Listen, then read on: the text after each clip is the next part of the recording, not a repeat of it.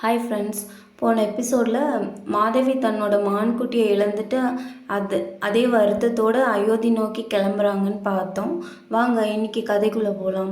2 பேரும் அயோத்திக்கு வந்துட்டாங்க. காலமுனிவர் மாதவியை அங்கேயே வெளியவே விட்டுட்டு அயோத்தி மன்னன் ஹரியசுவனை சந்திக்க வராரு. 2 பேரும் பேசிகிட்டு இருக்காங்க. அப்போ ஹரியசுவன் சொல்கிறாரு, என்கிட்ட 200 குதிரைகள் இருக்குது. அது ரொம்ப லட்சணமான குதிரைகள். அதுக்கு ஈடாக ஒரு பொண்ணு இங்கே வரா அப்படின்னு சொன்னால் அவள் அதை விட ரொம்பவும் அழகாகவும் சௌந்தரியமாகவும் இருக்கணும். அவளை நான் பார்க்கணும். அவள் எப்படி இருப்பா, அவள் பேர் என்னன்னு சொல்லிட்டு கேள்விகளை அடுக்கிட்டே போகிறாரு. அதை கேட்ட கால முனிவருக்கு ரொம்ப எரிச்சலும் வெறுப்பும் வருது.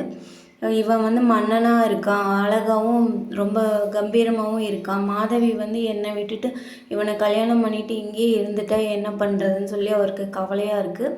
அப்போ ஹரியசுவன் வாங்க என்னோட அந்தப்புறத்துக்கு கூட்டிகிட்டு போகிறேன்னு சொல்லி அவரை கூட்டிகிட்டு போய் காமிக்கிறாரு. அங்கே 100க்கும் மேற்பட்ட பெண்கள் இருக்காங்க. அங்கே ரொம்ப மகிழ்ச்சியாக விளையாடிட்டும் ஆடிட்டும் பாடிட்டும் நடனம் ஆடிட்டும் அந்த பெண்கள் அங்கே இருக்காங்க. பார்த்திங்களா, இவங்க எல்லாருமே என்னோட நாயகிகள் தான். இவங்கெல்லாம் எனக்கு பெண் கிடைக்க முடியாத ஒரு பொருள் இல்லை. இருந்தாலும் நான் மாதவியை நான் பார்க்கணும் அப்படின்னு சொல்கிறாரு ஹரியசுவன். காலமுனிவர் நீங்கள் முறையாக திருமணம் பண்ணிக்கணும் மாதவியை. உங்களுக்கு ஒரு குழந்தை பிறந்ததும் நான் திரும்ப வருவேன். மாதவியையும் 200 குதிரைகளையும் எனக்கு நீங்கள் கொடுத்துடணும் அப்படின்னு சொல்கிறாரு. ஹரியசுவனும் அதுக்கு சம்மதிக்கிறாரு. காலமுனிவர் மாதவியை இவர்கிட்டயே விட்டுட்டு கிளம்பிடுறாரு.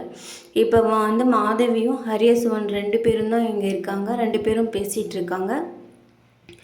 மாதவி சொல்கிறாங்க, எனக்கு இந்த விஷயத்தில் விருப்பம் இல்லை அப்படின்னு சொல்கிறாங்க.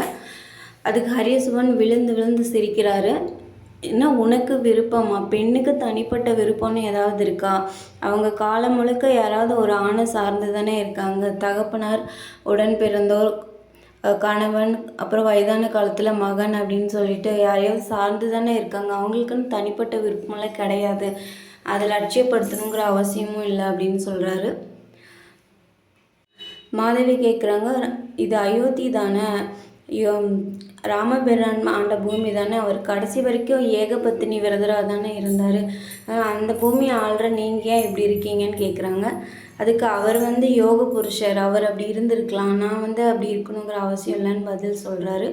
மாதவி சொல்கிறாங்க, நான் காலவ முனிவரை விரும்புகிறேன், அவரும் என்னை விரும்புகிறாரு அப்படின்னு சொல்கிறாங்க. அதுக்கு ஹரியசுவன் உன் மனசை பற்றிலாம் எனக்கு கவலை இல்லை, எனக்கு தேவை நீ மட்டும்தான். அங்கே 100 பெண்கள் இருக்காங்கல்ல, அதை மாதிரி தான் நீயும் எனக்கு அப்படின்னு சொல்கிறாரு. இப்போ மாதவிக்கு கோபம் வந்துருச்சு. உங்கள் பேச்சை நிறுத்துங்க அப்படின்னு கோபமாக சொல்கிறாங்க. இப்போ நான் தானே உங்களுக்கு வேணும், நான் உங்களுக்கு கிடைப்பேன் அப்படின்ட்டு ரொம்ப எரிச்சலாக சொல்கிறாங்க. ஹரியசுவன் திருமண ஏற்பாடுகள் எல்லாம் பண்ண சொல்கிறாங்க. திருமண ஏற்பாடுகளும் நடக்குது. ரொம்ப விமர்சையாக அவங்களோட திருமணம் ரொம்ப நல்லபடியாக நடக்குது.